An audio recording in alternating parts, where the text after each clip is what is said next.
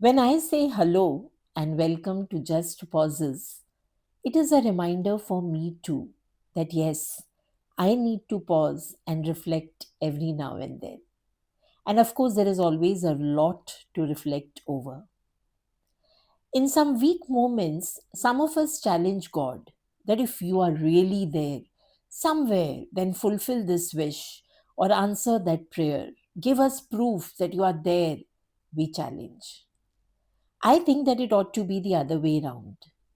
The proof of some divine power should not lie in our prayers being answered, but rather in they remaining unanswered.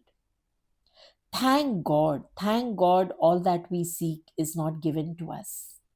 If all our wishes and desires start getting fulfilled, imagine the horrendous chaos that would ensue in this universe. A total meltdown for sure. Do you think we know what is sensible and good for us? Our prayers and demands are almost always dripping in emotions which are transient. The particular lovers and particular jobs and particular vacations we desperately seek could be ill suited for us. And imagine having to live a lifetime with all of that. Just imagine if every time all prayers of all lovers are heard. Oh no. Or what if someone prays for someone to die or someone's business to collapse? Are we really fit to ask or seek, you think? That no one dies in our family or our kids be toppers, our nation win all matches, we get the promotions and the lotteries and the bigger mansions. Thank God. Thank God for not granting most of what we seek. Moreover, I think we can comprehend and foresee very little. What if we desperately make a few wishes and things bigger, better, and more beautiful in the original plan of our destinies are blocked? I shudder whenever I listen to or read this one short story written by an English author, WWJacobs. It is the story of a couple who make three wishes and seek their fulfillment. The wishes do get fulfilled, but at a heavy price. The story is there is a family of three, Mr. and Mrs. White, and their grown son, Herbert. One day, a guest comes to their house and shows them a monkey's foot, saying that there is a spell on it and that it can grant three wishes, but with consequences.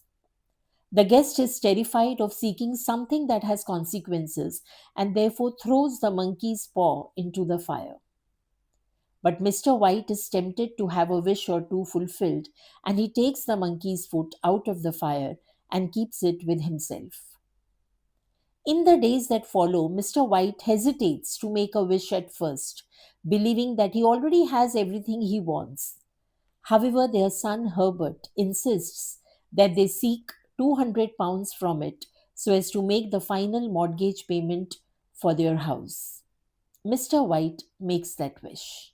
The next day, Herbert leaves for work. At night, a representative from Herbert's company arrives at their house and tells them that Herbert has been killed in a terrible accident that mutilated his body beyond recognition. The representative of the company brings an envelope of cash as compensation to the family. Mr. White opens the envelope to find £200 in it. A week after the funeral, Mrs. White, mad with grief, insists that her husband use the monkey's foot to wish Herbert back to life.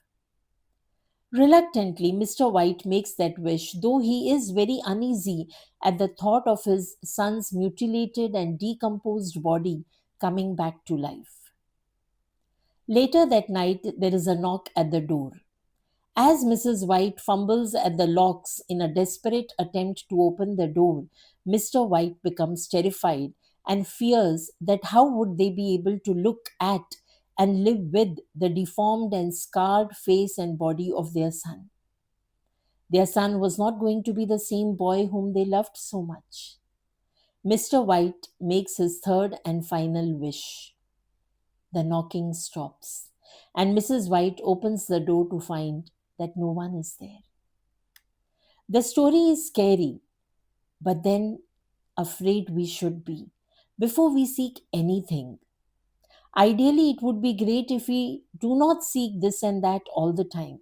But in case we do and nothing happens as we have wished for, then let us not forget to thank the Supreme Powers for the unanswered prayers. Thank you.